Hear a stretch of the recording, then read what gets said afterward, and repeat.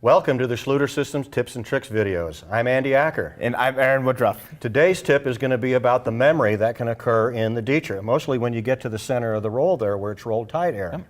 So as far as a way to get that out of there? Yep, I would say that the first one that you want to make sure that you always do, especially in the winter months, is bring the membrane into the house and let it acclimate to room temperature. The second one, what we're going to do is unroll the membrane. As you can see, it tends to want to curl back up to where you unrolled it from, but you're able to cut it.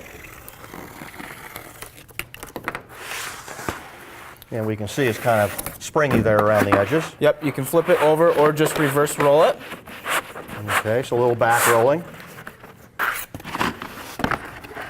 So you can see right here, just from reverse rolling the membrane, it's going to keep it from wanting to curl back up. So it doesn't have the memory it did before. Okay, another thing that would be important is actually the thin set consistency that you're using to put the DITRA in. Correct, and so the thin set consistency is going to be looser than what you would to set tile with.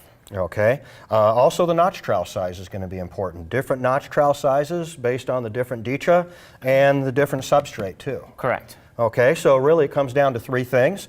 Getting the DITRA acclimated to the house if it's a cold day or something like that. Two is back rolling if need be to get the memory to go the other way. And then the third one is the consistency of the thin set and the notch trowel. Yes. Okay, so there's your tips and tricks in regards to the memory of the DITRA. So thank you, Aaron. Thank you.